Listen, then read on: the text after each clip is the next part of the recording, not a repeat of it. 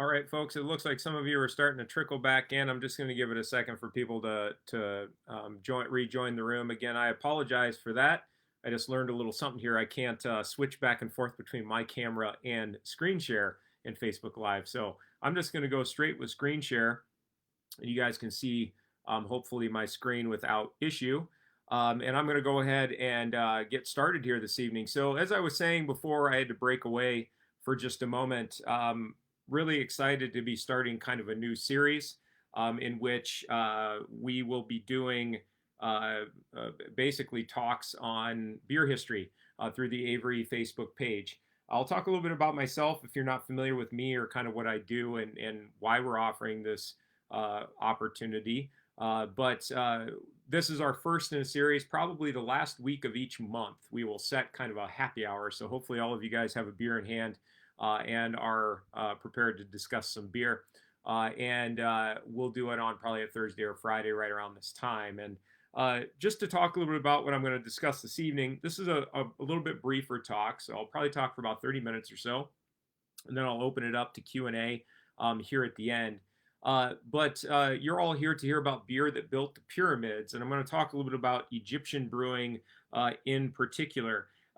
Now, with that being said, maybe just a little background on who I am and what I do. I'm sure many of you on here may have heard me speak before or know a little bit about what I do. But my name is Travis Rupp. I do work for Avery Brewing Company, and I also am a professor at the University of Colorado in Boulder. And so at the brewery, my actual title is Innovation and Wood Cellar Manager. So I oversee all new brand development for the brewery, as well as the barrel program in which we run.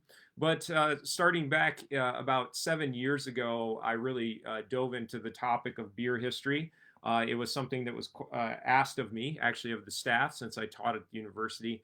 And a few years ago, we kicked off a new series called The Ales of Antiquity, and that had to do with this idea I'd come up with of being basically a beer archaeologist, going out and doing extensive and very intensive research on beer styles and beer history, and then attempting to recreate these ales from antiquity at the brewery.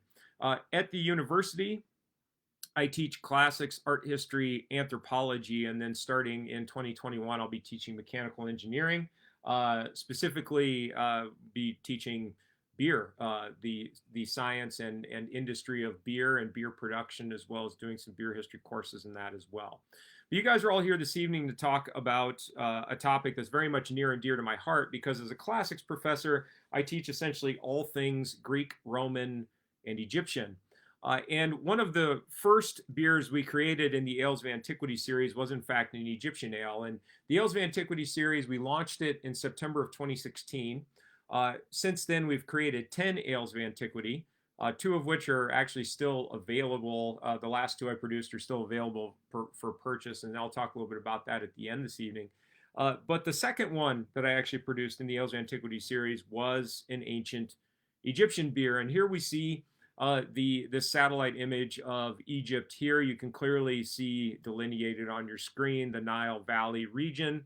That big green area at the top of the screen, of course, is the Delta. And you look at this map, and it's one thing that I think my students as well find so interesting is that culture and communities flourished in this area because it is so arid, completely overrun and ridden with the desert-esque climate that's there. Yet this huge strip of green that passes through Egypt, even further south into what was ancient Nubia, and of course the Delta in the north, was the life source of not only the region, but it eventually becomes the breadbasket of the ancient world. One thing we won't necessarily get into this evening, but we may in a lecture down the road, is just kind of how the Romans saw this area. I mean, this will be a location in antiquity that will be fought over rampantly throughout several millennia of history, mainly because it becomes the breadbasket of the ancient world. The Romans wanted their hands on it because they were having to import a lot of food in from Egypt, and they didn't like necessarily that there was another major entity or power out there that was dictating their food source. And so a lot of people will fight to gain control of it. But in regards to its impact culturally and historically on beer, when did beer begin, and were the Egyptians the first to do it? Well, no, likely not. As a matter of fact, there are some theories being tossed around of exactly where beer shows up in the Western world. Myself and a few other scholars would support the idea that it probably comes from ancient Syria, and it may be upwards of about 10,000 to 10,500 years old. Maybe even sooner than that. Many of the archaeobotanical and archaeochemical analyses of Syria are pointing to possible beer production starting as early as 8,500 BCE. But the problem with those finds is that we don't have anything literary to necessarily back it up. We're certainly going, again, just off of archaeochemical and archaeobotanical analysis. We don't even necessarily have actual physical belongings or tangible items from cultures that we can study. So we have to go off of our later references to beer production. And we have chemical residue tests that say, yes, for sure, it was being mass produced by 5000 BCE. In Mesopotamia, Sumerian tablets reference it by 4000 BCE. It is listed regularly in Egyptian tombs. One of the better known, as you see here, is from 2650 to approximately 2575. And then, of course, there's this very famous account, the Sumerian poem honoring Ninkasi, better known as the Hymn to Ninkasi, which dates to about 1900 BCE. Now, I do say here, oldest beer recipe, and I do want you to take that with a bit of a grain of salt, because in many, by many accounts, the Hymn to Ninkasi doesn't necessarily give us a recipe. It more dictates a process for beer production. But nonetheless, we know, at least from this historical record, that beer was being regularly, readily, and mass produced. But none of these, with the exception of the third, I shouldn't say none of them, 3 of the 4 of them do not reference Egypt specifically. And so there's this constant debate as to whether or not what you see on this map, which is basically the ancient Mesopotamian region, ancient Near East, the Levant, Phoenicia, Palestine, Israel, or even what is modern-day Turkey, was the real creator of beer, or if the Egyptians did it at the same time, later learned from the Mesopotamians what exactly is the process or the transference of the ideology. What we can definitely say is that for the ancient Near Easterners, the Mesopotamian peoples, it was deeply ingrained in their culture. Much of their art shows them, actually, as you can see in the upper portion of this image. It's a very small seal, so I apologize for the granulated, kind of pixelated image here, but we see multiple people surrounding a pot and drinking beer through reeded straws. But nonetheless, like I said, this is deeply rooted in the culture. What about Egypt, though? Well, for Egypt, what I think is so phenomenal about ancient Egypt, and something that definitely is kudos to them and a tip of the hat to them, as opposed to other ancient Mediterranean cultures, is they fully embrace beer. Beer is not necessarily seen as a menial or subsidiary drink in favor of something else in many instances. So much so that if you even look at the etymology of barley and the actual terminology that is used for it in ancient Egypt, basically the term for barley in Egypt was eat, which you see the hieroglyph here for on the right-hand side. The common spelling of it, as we move throughout history, is what you see just below it. And I do think it's very notable that you see this container as it appears pouring something out, some kind of consumable commodity. Now, that could be food source. It could also be drink. Shma was specifically Upper Egyptian barley, and it actually goes on to serve as the symbol for Upper Egypt. And then Akiti, the Sumerian term for barley, often has been correlated with this etymology of barley in ancient Egypt. It's very possible that the Egyptians basically borrowed the term or used the same term that the Sumerians were, and it kind of comes down to this chicken and the egg conversation. Which one came first? Which one was more notable, so on and so forth. Now, there are multiple terms for beer as we move throughout Egyptian history. Hekt, Tenemu, Ka-Amet, depending on exactly what time period we're coming from and what region of ancient Egypt. But honestly, one of the most notable signifiers that we're dealing with a liquid consumable that is a derivative of barley is this symbol here. Remember that Egyptian hieroglyphs are in fact pictographic, and so they are kind of trying to signal something to you with their imagery. And this vessel that you see dictated in these three words, Hekt, Tenemu, and Ka Amet, are actual references to a barley drink or beer. Now, beer, going back even a little bit further historically, I shouldn't say, well, not necessarily further, but going back to the beginnings of Egyptian history, has always been really at the core of these peoples and their personage. I mean, certainly, as we think of the Egyptians, the things that always have drawn us to ancient Egypt that we find fascinating about them is certainly their culture of death and this concept of the afterlife. And in all honesty, it took them a long time to develop that as a very refined system. The idea of man-made mummification and all of these elements that are at play in preserving the body for the next realm are something that takes several centuries, in fact, millennia to perfect. But if we go way back into pre-dynastic Egypt, and this is before there were any kings or pharaohs of ancient Egypt, and we go to, say, approximately 3400 BCE, I show you here a grave. And in this instance, this individual was inhumed, meaning obviously that their entire body was placed in the grave, which was common for the ancient Egyptians. They did not regularly or readily practice cremation. But this individual was basically naturally mummified. Egyptian soil has something called natron in it. Natron is a sodium compound, but it is not an edible form of sodium. And it is heavily desiccating. And so when the body is placed within it, all of the moisture is drawn out. And as a side note, there is a theory that mummification was basically just happenstance almost, that it was something that just by chance happened to the bodies that were placed out in the desert because of that desiccating property of the soil. And then they later on turned it into a man-made process that would take 70 days to actually complete. Nonetheless, within the confines of the dead, within these tombs, the bodies were bound. They were placed in the tombs in a very specific way. And I kind of tell you at the bottom of the slide some of the theories as to why they were even binding the body or placing the way they did. But you'll notice in the background, there are all these vessels. And many of these vessels show evidence for residue of food and beverage, and that beverage was in fact beer that was usually placed with the deceased. And as they start to perfect this idea of the afterlife, you put food and drink in the tomb because the body or the individual, when it passes into the next realm, has to be fed. That was the idea. And so you put those things in the tomb to sustain the body in its next life. So moving forward with that, when we get into the era here very shortly, the pyramids, I can't go give this talk without talking about the pyramids since I called it Beer That Built the Pyramids. Why did people produce beer and when did they do it? Well, there's firm evidence that it started as early as 4000 BCE, which puts us 1,000 years before there were any kings in Egypt, any pharaohs. We call it the pre-dynastic era. But it was a staple of the daily diet. Beer is highly nutritional. It was used for religious practices. It was used to cure illnesses.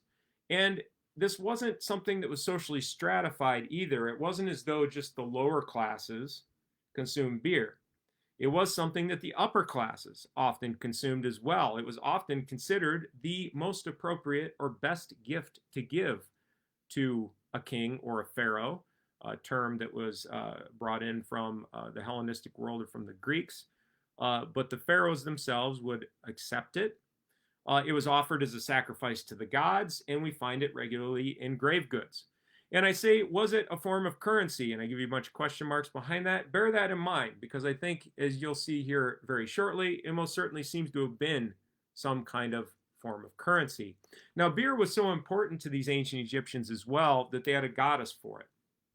A lot of ancient cultures didn't have a beer that was directly correlated to or affiliated with beer, but the Egyptians most certainly did. Tjenenet was the goddess of beer and brewing.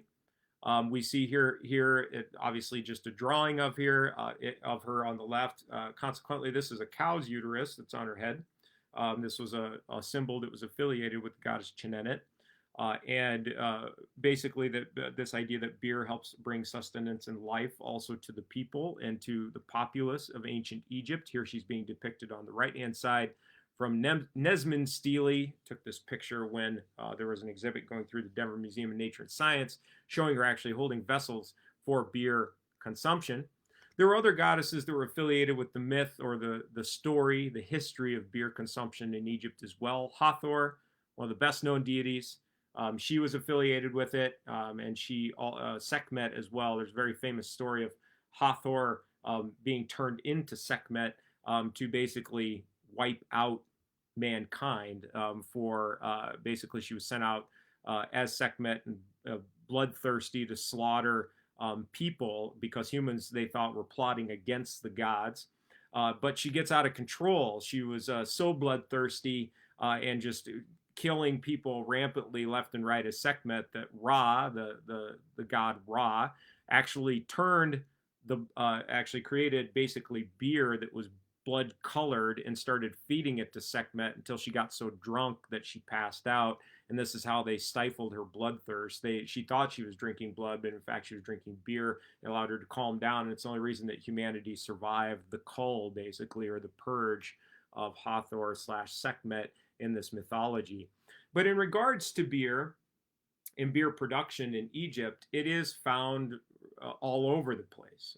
It is a very wide sweeping industry in ancient Egypt.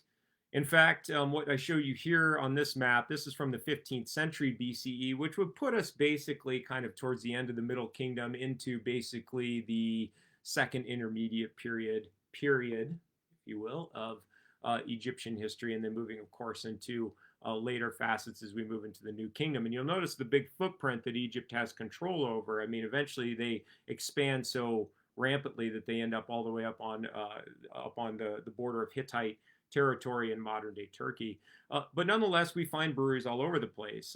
For example, just working with a journalist in Israel a couple of days ago, and I told her to go down and check out a place that's in Israel still today that is a brewery that dates back to about 2900 or so BCE, and it seems to be very much have a semblance to ancient Egyptian breweries, and it seems to have been a convention that was widespread at this time. Now, what was that process, though, or what did those buildings look like? Well, the oldest one that's been actually referenced in Egypt itself is at Hierakonpolis. Now, how beer or brewing was done has been argued to have been something that was adapted from the ancient Sumerians. Again, of course, we can't fully confirm that they basically just took it from ancient Sumeria, but the process seems very similar to things that we hear from Sumerian texts. Now, there are two theories as to exactly how beer was produced in ancient Egypt. One was that grain was made wet intentionally. It causes it to sprout, or it's trying to sprout, and as it's going through that sprouting phase, the seed itself fills itself with sugar, and it's getting ready to produce a plant. What the Egyptians knew, and a lot of ancient techniques in the ancient Near East and Mesopotamia also knew, these individuals who were brewing beer, was that if you expose it then obviously to extreme heat, it kills the plant or kills the seed, so it can't sprout, but what you're left with is a kernel that is packed full of good sugars and starches that can be converted into alcohol. The other theory is that bread, instead of grain, was made wet, and that it was completely happenstance. There are theories that this idea of beer just kind of fell into the laps of the ancient Egyptians, that they never intended to actually do this thing. Somebody made some bread, left it in a container, it got wet, fermented, somebody ate it and thought, wow, that's pretty good and it makes me feel good, kind of thing. Regardless of which one you go with on the theory, and I will tell you, I myself don't necessarily think that the bread theory is an appropriate way to view it. It kind of often presumes the idea that the ancients were too stupid or dumb to figure out what they were doing. And I think they actually knew exactly what they were doing. But regardless, Egyptian beer was primarily made out of emmer wheat and various forms of barley. We do know, though, that they would, when they were trying to move production of beer along with, say, the military or various caravans of merchants that may have been moving out of Egypt and other parts of the world, they could easily make beer out of bread, and bread is a very light commodity to be transported, so they'd crumble it into water, make a mash. Now, one other thing about ancient Egyptian beer that many people have written about is that it must have been completely undrinkable and impalatable. And the reason why people presume that is that they assume that a lot of Egyptian beer was very chewy, very under attenuated, had a lot of yeast in suspension, and because it was being brewed at a very low alcoholic level, for you homebrewers that are listening, would have been finishing at a very, very high gravity, maybe upwards of 10 to 12 Plato. And that's just kind of outrageous if you think about it, or maybe even higher, just very sugary and chewy. More on that in a moment. Other things have been assumed about ancient Egyptian beer in regards to its unpalatability, because presumption has been that Egyptians drank beer purely for sustenance, that they were doing it just to survive, that they didn't necessarily care about the flavor. We know that's not true because there are several references to them adjuncting the beer. They'd use dates for flavor. They'd use various fruits like melon or plums, often referred to as doom fruit in ancient Egypt, to sweeten the beer. And so these are all convenient supplies that they're using. They're things that are readily available to them. Now, on the right-hand side, I can't just leave the image up without explaining it. Hierakonpolis, what you see here at the center of the ancient city, are these vat features, as they refer to them, and they've been presumed to be breweries. And I'll explain exactly why they think they're breweries in a moment, but it's a pattern we find all throughout ancient Egypt. Now, as they get opened up, these vats, they're fairly big, 20 gallons in size. Usually in a brewery, there were 6 to 16 of them. They could produce upwards of 100 gallons per day, take about 2 days to brew a beer. And as I said, there's firm evidence for advanced malting techniques. This wasn't happenstance, that they were actually taking the grain and putting it through a very regimented malting process. You do that, the grain is being basically kind of reserved for the brewing process, not anything else. And we even hear of them not wanting the beer to be thick or viscous or chewy. They would eliminate the chewiness of booza, for example, is what they were trying to do. They were actually trying to get a good, solid fermentation out of it. Now, part of that idea, though, of the sludgy, almost difficult to drink kind of characteristics of beer may come from the way they drank it at times, not necessarily the beer product itself, because the very same vessels they fermented in, they consumed out of. And this is why ancient Near Easterners, as well as Egyptians, as you can see here from Amarna, would use these reeded straws that would drop into a vase or a vessel. And they'd often put even little screens on the bottom, little filters that would filter out the sludge, and they would suck the beer through the straw. And of course, they had to set it right in the vessel, because if you drop it all the way at the bottom, you're going to slurp up all that yeasty, nasty, viscous stuff. And so you could do it, but that wasn't necessarily the goal. Now, there are multiple instances throughout history, Egyptian history, where they show us the brewing process, as you can see from this tomb painting. And as I said, it's not only Hierakonpolis where we see references to beer production. Here are other references, this one from Abydos, but we find it in Nakata, in the Delta, and even in Babylon in the ancient Mesopotamia, we see the same processes taking place. Now, what was really cool about 5-6 years ago now, I think it was in 2014, a new site was opened in the Delta called Tel el-Farkha. You can see it here very close to Tanis.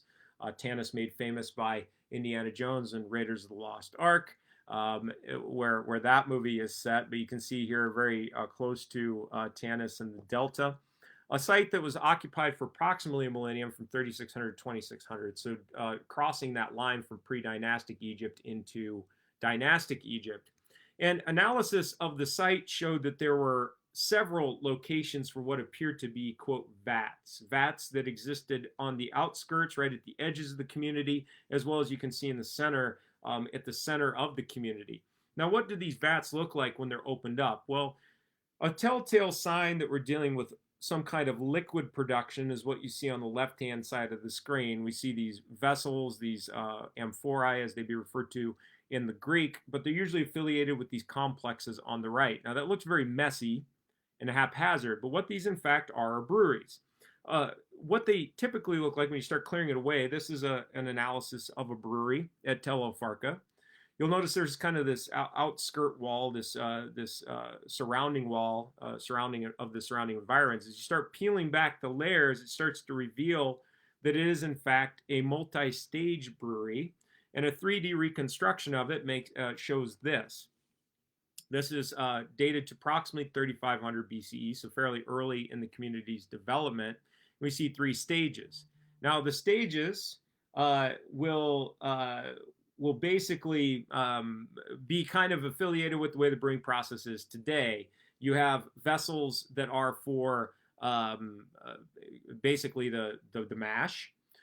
You have the boil over here. These stanchions that are put up are for them to build fires underneath, and they could also regulate the temperature, it seems, fairly precisely. The walls are to block out the elements to keep the wind from blowing in. And then this other area where there's not a vessel or vat depicted, some have argued that it may in fact be basically a packaging hall where they were putting them into vessels for fermentation and then consumption. The layout of these breweries is about 12 by 13. The wall is only about 2 feet, which indicates to us they are definitely trying to block out the wind. Clay vessels and stabilization pads in place. Air circulation was part of it. And then, as I said, temperature control was a big part of it as well. Many of these brewery installments are, some of them will show upwards of 200 gallons of beer production a day. Much of the beer, and this means we're not just dealing with a simple homebrew setup, right? They're not just brewing for themselves, they're brewing for an industry. And I think that's essentially what we're seeing in ancient Egypt is the development of a fairly widespread and expansive beer industry.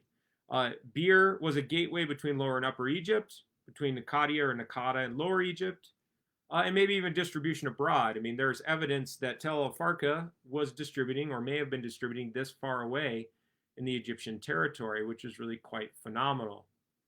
Now, when it comes to the pyramids, though, what about them and how was beer involved in the development of their buildup? Well, of course, here I show you the Giza Plateau, the well-known Great Pyramid of Khufu in the upper right-hand corner. Khafre's, which actually appears to be larger only because it's set about 33 feet higher on bedrock, and it's actually at a steeper incline, so it appears to be a larger pyramid, even though it's not. And then the very small and somewhat disappointing Pyramid of Menkaure that was built at the end of this construction phase. Now, in regards to beer being involved in the building of the pyramids, one thing to set the record straight about the building of the pyramids, especially the Pyramid of Khufu, is that the people who built this were not slaves. Hollywood has done a good job of making it appear as though these structures were slave-built constructs. A prime example of that is the old Cecil B. DeMille film, The Ten Commandments, starring Charlton Heston, that shows Ramses II building pyramids using slaves. There are a lot of problems there. Ramses II didn't build pyramids, first and foremost. But second off, that there were slaves doing it. And that doesn't seem to have been the case. Now, part of that, though, if there's any truth in it, is that we know some of the early kings of Egypt, because when we're talking about the Pyramid of Age of Egypt, it was very early in Egyptian history. It was a very quick blip on the radar, and it was not something that stood the test of time. It would later be replaced by the Valley of the Kings and tunneled tombs. But the building of the pyramids was done in this brief window by kings that may have ruled out of fear. They were seen as living gods. If they ask you to do something, you better do it. But that being said, we do know, for example, the Great Pyramid of Khufu was built using 25,000 workers throughout the year to organize into labor gangs, about 250 people per gang, to move all these blocks into place. Now, where they were living when they would come in, most of them were farmers. They would live in a small community that was just south of the Sphinx. And the Sphinx is affiliated with Khafre's pyramid, the middle pyramid. But they were living down in this workman's village. And there's a lot to be said about the building techniques. That's a whole different lecture I could go into right now, and I'm not going to do that, exactly how they built this. And it's actually really quite fascinating, the theories that are out there. But nonetheless, what was employed in this pyramid, its predecessors as well, Djoser, who built the step pyramid prior in the third dynasty, is credited, and his architect and vizier Imhotep supposedly came up with the idea for the pyramid.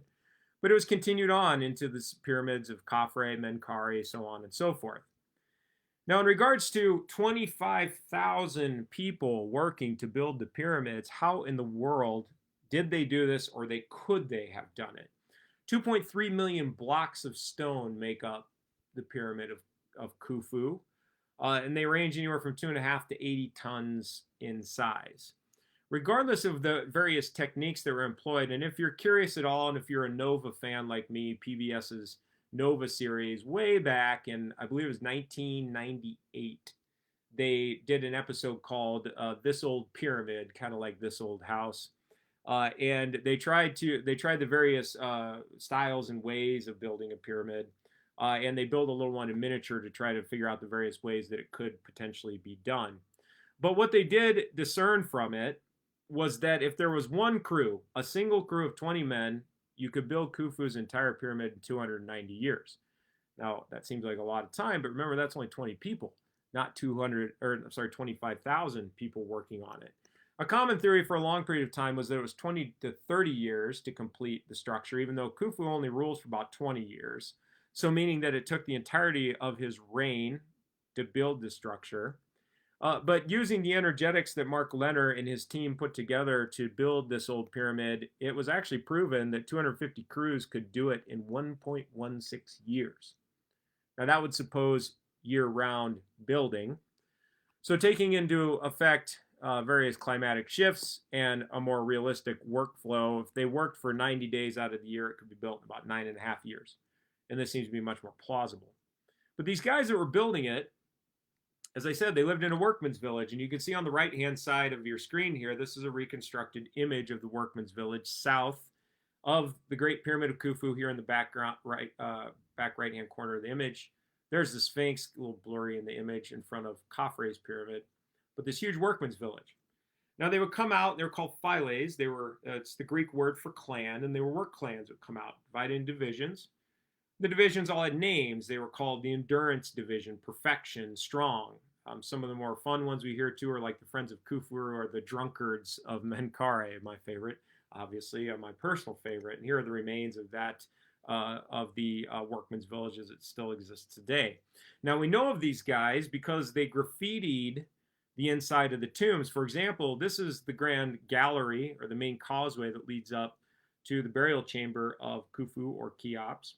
Above his burial chamber are these large monolithic stone slabs that help create kind of a supporting vault that prevented the structure from collapsing in on itself and crushing the interior burial chamber. But within this construct and in between these slabs are all these graffiti, or is all this graffiti, and it references all of these philes and exactly who they were and what they were doing. In fact, they were even competing with one another for production. Now, they were paid, these people, we know, were paid in two ways.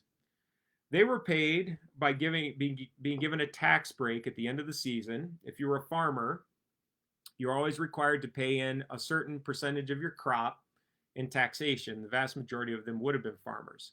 If you worked on the pyramids, you were given a tax break. The other thing you were paid in was bread and beer. You were actually paid in beer to continue to work on the buildings. And it was a fairly copious amount of beer. It was, in many instances, upwards of 3, maybe 4 liters of beer per person per day. And this was divvied out to their families as well. Now, we're talking about not only the lower classes getting beer, but upper registers of the population did as well. For example, if you've been to the Met Museum or the Metropolitan Museum of Art in New York, you'll know that they have a fully reconstructed mastaba, which was a tomb for an affluent individual, not necessarily royalty. And it's called the Tomb of Perneb that's there. If you go into the Tomb of Perneb, it specifically references the dedication and donation of beer to Perneb for his transition to the afterlife. And though he's not royalty, he's of the upper class, so he's drinking beer as well. But even the royal classes, and this is kind of the last little side note I'll bring in before we conclude here and I'll open it up for questions, is that we do know that royalty also saw it as a fitting drink, and it was not regularly or readily replaced by wine or mead from the ancient world. And the Valley of the Kings, which would, as I said, kind of take over as the standard form of burial processes, practices, and locations for later kings beyond the pyramids, In the 18th through 20th dynasties, here you see an image of the Valley of the Kings. Very recently, actually in 2017, the tomb, or actually I should say back in 2014, the tomb of Khonsu-Imheb was unearthed in the Valley of the Kings. And inside of it was firm indication that Khonsu-Imheb was in fact a brewer. And he wasn't just any brewer. He was the chief maker of bread for gods of the dead. And he was specifically the royal brewer for Amenhotep III. If you're more familiar with King Tut, this was King Tut's grandfather, if in fact they were blood related. I don't think they were. Many of us don't. But regardless, if you were to put it into some kind of succession, that's exactly who this guy was. We see Khonsu-Imheb here sitting center with his wife, and they're actually bringing him beverages, drinks that were likely beer. He's surrounded by the divine, very well-known Egyptian gods like Anubis here on the right. On the left, you have Osiris, Isis, and then there she is. There's Tjenenet, the goddess of beer, and he was this royal brewer. Here a procession of his body in death when he was eventually placed in the tomb from, obviously, as you can tell from the image, from the Luxor times. Now, the brewing process, though it's not fully dictated or delineated in his tomb, we find it in other locations, like the Tomb of Tea from the 5th Dynasty, fully dictates for us what the brewing process looked like. We also have these little models that show up, especially in the Middle Kingdom. They would put these little boxes with models in them so that they actually thought in the afterlife all of these things would come to life and produce things for you. As long as it was somewhat humanoid in character, or basically anything that they depicted in artistry, whether it be in 3-dimension or 2-dimension, they believed it was merely a stand-in for the afterlife, and these things would basically be reanimated and come to life in the afterlife. And they would put these little models in of beer and bread production facilities so that they had beer in the afterlife. And this is, in fact, a brewery on the left-hand side. And these little models here. Another image here, one of the best-known ones, also in the Met collection of what appears to be bread makers here from the tomb of Mekhetre, which was from Thebes, but here also of beer making. And it's really cool. These people are actually in motion. It's very rare in Egyptian art that we actually see them moving. They're usually very stagnated. So beer is certainly the driving force. It's the driving feature, and it's the driving beverage of ancient Egyptian antiquity. And it's not to say that wine wasn't produced. It was. But it was kind of relegated to very small pockets. Much of the wine that we hear about actually came from the Fayum, the well-known, basically an oasis that was very close to the Nile Valley region, or other little offshoots like this one of Oxyrhynchus, the house of Apion at Oxyrhynchus, that we hear from the 5th to 7th century CE. So this is even beyond Roman times that we hear it referenced as a well-known wine producer. Beer was much the favored beverage. Now, just as a side note, to kind of conclude that, when we created, I did attempt to recreate this beer based on all of this research. It took me a couple of years to do. And we did name it aptly after the brewer that I referenced of Amenhotep III, Khonsu-Imheb. And we know that the beers were probably somewhere around 2.5%. They may have creeped up to about 4%. It's difficult to control something like that in a modern brewing system where everything is designed basically and everything is really designed to maximize alcohol production. But nonetheless, ours crept up to about 4.58%. What I will tell you, though, I used all traditional ingredients to make it: wild barley, emmer, kamut, and wild yeast. It's completely wildly fermented. And then we adjuncted it with dates and doom fruit. And it was very good.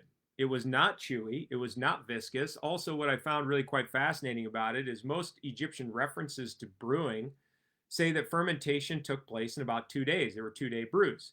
Now, this has led a lot of scholars to believe it was chewy, was under-attenuated, yeasty, all of these things. I'll be damned if our beer didn't also ferment in 48 hours. I have never seen we've rarely ever had a beer ferment that quickly. But following their processes, using the same ingredients, it did ferment in 2 days. It was not chewy. It was actually quite clear. It has a light tartness to it that would be expected with the wild yeast and bacteria that would have been fermenting it. And I also thought it was quite ironic that of all of the ales of antiquity, the 10 we've done thus far, the brewers actually found it to be one of their 2 favorites. So maybe we're just like the pyramid builders in regards to what we brew.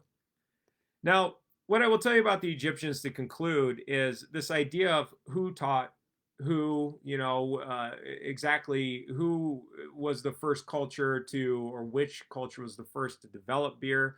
We don't know. According to the ancient tradition, and this is from the Romans speaking about it, they say the Sumerians taught the Egyptians taught the Greeks taught the Romans, and that the Romans taught the savage tribes of Britain, and that's basically where it comes from.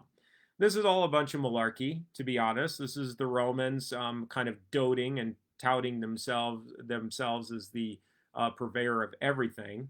But Pliny and Tacitus, they attribute the development of the brewing art to the Celtic and Teutonic people of Britain and Central Europe as well. Of course, the Egyptians were a major factor in the development of beer production throughout the European or just the Mediterranean worlds. But I will tell you that all of these areas and many more produce beer, and we can't always just presume that one culture started it and everybody else learned from the next culture. All of these various areas have their own styles of beer. Studied every circle that you see on this map in great detail, and we produce many ales of antiquity out of it. And they're very, very different, and many of these circles will be making up future conversations and talks about beer history in this ongoing lecture series that I'll be doing. To conclude, if you enjoyed this evening, and thank you all who are here for bearing with my technical difficulties. Again, it's the first time I've ever used Facebook Live, so I apologize if you were one of the people that had a link and then disappeared, because that's what it did to me too when I tried to start this evening. But tomorrow, I'm actually doing another talk already for the brewery, and this one will be very different. This one, Sipping on History of the Ales of Antiquity, I will be talking about the 2 newest Ale of Antiquity creations we've done. The 1752 India Pale Ale and Monticello, a beer in honor of the people that brewed beer at Monticello for Thomas Jefferson. Both of these beers are still available at Avery. So many of you who may be on tonight have already purchased them. If you're interested or curious in the area and want to grab some, I'm going to be drinking them while we're talking tomorrow night at 5:30 p.m. Mountain time. And I'll kind of talk through the creation of those 2 projects.